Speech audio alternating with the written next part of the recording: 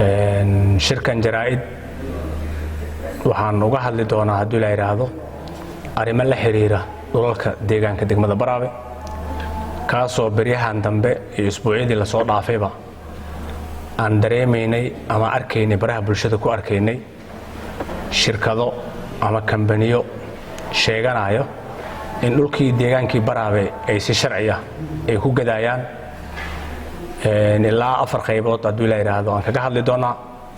marka ugu horeyso shirkadaha sheeganayo ay ku ka tahay oo hadda soo muujiyay shirkadda Asli Real Estate taasoo ay gabar meelaha uga hadasho in shirkadaasi aysan ahayn marka hore shirkad ka diiwaan gashan deegaankan Baraawe ama ka howlgasha. waxaan shirkadaha noocaas oo kale aan u sheegaynaa in aysan isku dayin Baraawe dhulkeeda in hab xaraash ah ay ula dhaqmaan sida hadda ka muuqato aan ku arkayna muuqaalada oo ay tahay si sharci darro ah sifo sharci darro ah. maxaa yeelay kambani haddii uu shaqaynayo ama howl uu ka qabanayo deegaan waa inuu nidaamka sharciga soo maraa loo fasaxaa la ogaadaa waxa uu qabanayo. mar kambanigaas ummadda Soomaaliyeed waxa uga digaynaa inaysan ku kadsoomin asaga iyo inta la midka ah ee dhulalka Baraawe sheegata.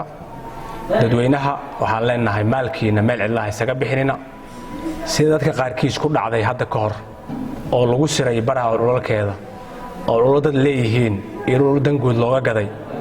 waxaan leenahay dadweynaha iska jira waxyaabaha noocaas ah. midda xigta arrimaha markii laga hadlayo dhulgadida ama dhulka maxay ahayd bixintiisa ama sharciyeyntiisa waxa iska leh dawladda hoose ee degmada Baraawe. sida aad ogtihiin Baraawe maanta waxay leedahay golo deegaan kuwaasoo go'aano u gaara waliba go'aano masiiriya oo mustaqbali ah u gaara. maantay sidaad ka warhaysaan meeshaan waxaan ku qabanay inaan shirkado ku kala saarno oo deegaanka u shaqeynayo. shirkad kasta oo rabta Baraawe inay ka shaqeyso waa inay maamulka soo martaa golaha deegaanka la horgeeyaa si nidaamka dawliga ah ee rasmiga ah ee ka jira Baraawe ay u martaa.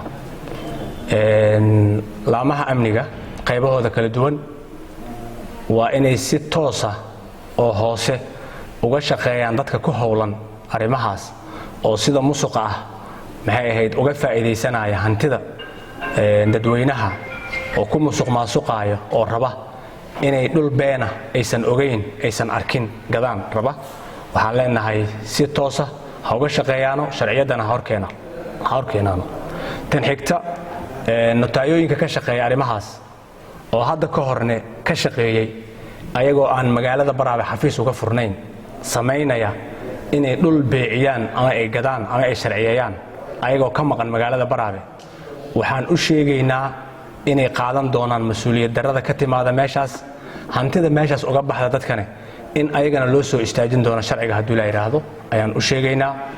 waxaan leenahay marka ku soo gabagabeynayaa dadweynaha Soomaaliyeed inta nala soo xiriirtay ee warsanaysay shaqada ee kambaniga aan hore ku soo sheegay oo aad aragtaan ama baraha bulshada ku aragtaan iyo kambani la mid ah oo Baraawe ay siisay inuu maalgashi ku samaysan karo degmada Baraawe ma jiro. waadna arki doontaan kambani kasta oo loo sameeya ama Baraawe inuu ka shaqeeyo loogu talagalay nooc warba ahaado waxaad ku arki doontaan haddii la yiraahdo page-ka maxay ahayd golaha deegaanka waxaad ku arki doontaan social media official-ka ah maxay ahayd ay leedahay dawladda Koonfur Galbeed. wixii ka soo haray intaas waa waxyaabo loogu talagalay in hantida ummadda Soomaaliyeed lagu boobo laguna maxay ahayd isugu geliyo maxay ahayd khilaafaadna looga abuuro maxay ahayd shacabka reer Baraawe.